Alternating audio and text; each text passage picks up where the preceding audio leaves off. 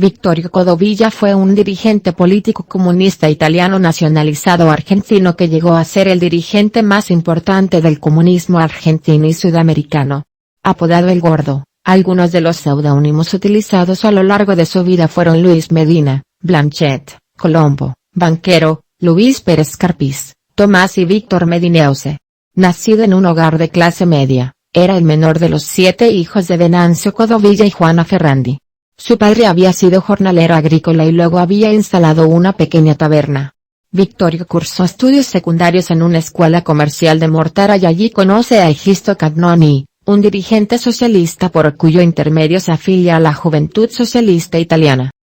Cuando debe dejar sus estudios por razones económicas ingresa a trabajar en 1910 a la Compañía de Telégrafos y al año siguiente ingresa en el Partido Socialista Italiano, sí, en el que se alinea en la corriente internacionalista. El 12 de diciembre de 1912 llegó a Buenos Aires enviado por el sí, y se integra a la Juventud Socialista Argentina, castellaniza su nombre original Vittorio tornándolo Victorio, pero pronto abandona los grupos socialistas moderados y se une a los socialistas partidarios de la joven Unión Soviética, que devendrían después en el Partido Comunista Argentino, donde asciende rápidamente a cargos directivos. En 1924 Codovilla obtiene la ciudadanía argentina. En el Congreso del Partido Comunista Argentino fue elegido miembro del Comité Central y puesto a cargo de los grupos idiomáticos, mientras que en ese mismo año participa en las reuniones del Comité Central de la Comintern en Moscú.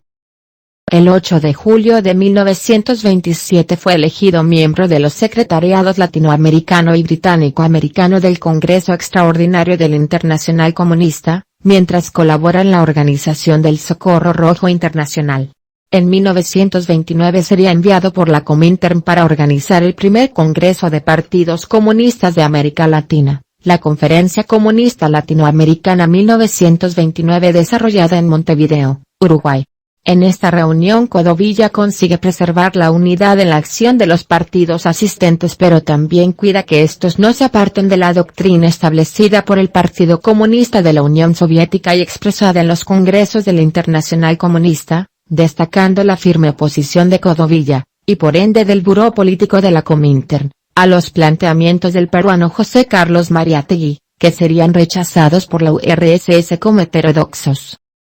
Luego de la proclamación de la Segunda República Española en abril de 1931, Codovilla viaja a Madrid y en agosto de 1932 participa del desplazamiento de la dirección del Partido Comunista de España, PSE, encabezada por José Bullejos y su reemplazo por la orientada por José Díaz Ramos, Jesús Hernández Tomás y Dolores Ibarruri, instando al PSE a alejarse de otras fuerzas de izquierda partidarias de la República y preparar soviets para detener por las armas una contrarrevolución inminente. Cuando Codovilla fue arrestado por la policía española junto a otros miembros del partido no fue identificado, usaba el seudónimo de Luis Medina y fue puesto en libertad al poco tiempo. Codovilla permaneció en suelo español como enlace de la Comintern con el PSE, posición que mantenía al estallar la Guerra Civil Española en julio de 1936. Originalmente encargado de coordinar las actividades de política interna del PSE con la Comintern, la lealtad de Codovilla fue muy apreciada por Stalin pero aún así fue desplazado gradualmente por el comunista húngaro Erno Gero y el italiano Palmiro Togliatti, juzgados por Stalin como más eficaces que Codovilla para trabajar bajo las tensiones propias de la guerra, en especial en la represión política contra trotskistas y anarquistas, siendo llamado Codovilla a trabajar en Moscú desde septiembre de 1937. Así, la acción personalista de Codovilla alias Luis Medina, L., antagonizó también con la visión del recién llegado Togliatti alias Cercoli, o Alfredo que, disgustado, llegó a enviar el siguiente informe a Moscú: creo que hemos cometido un serio error dejando al Partido Comunista Español en la situación actual bajo la vigilancia de L. La visión de Togliatti terminó por triunfar y Codovilla, virtualmente expulsado del país en noviembre de 1937, se estableció en París. Tras varios años en la URSS en 1941 Codovilla retornó clandestinamente a Argentina junto con su esposa y se pone a la cabeza de los órganos directivos del Partido Comunista Argentino desplazando la conducción encabezada por Soumi. En febrero de 1943 se reúne con directivos de la Unión Cívica Radical ante la perspectiva de formar un frente antifascista y al salir de la Casa Radical fue detenido por la policía junto a los dirigentes comunistas Juan José Real y Rodolfo Yoldi que lo acompañaban y permanece preso primero en la cárcel de Río Gallegos y luego en la de La Pampa de donde sale expulsado a Chile a pedido del presidente de ese país que le da asilo político.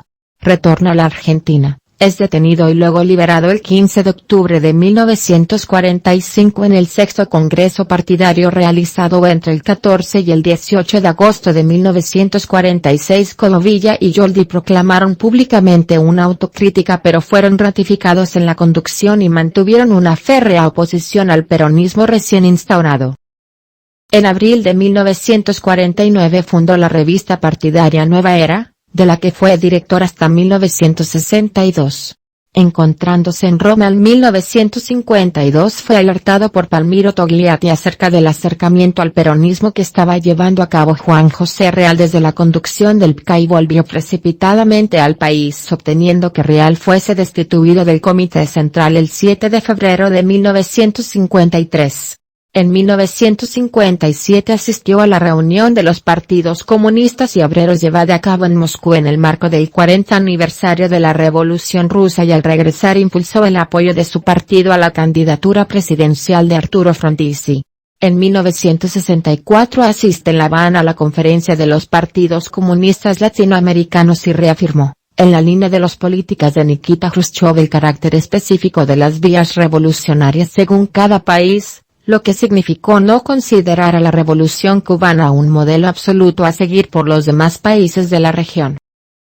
Ya enfermo, partió a Moscú, donde recibió en 1969 la Orden de la Revolución de Octubre y ahí murió el 15 de abril de 1970 luego de una larga internación. Recibió honores oficiales del gobierno de la URSS en su entierro, realizado en el cementerio Novodevichy.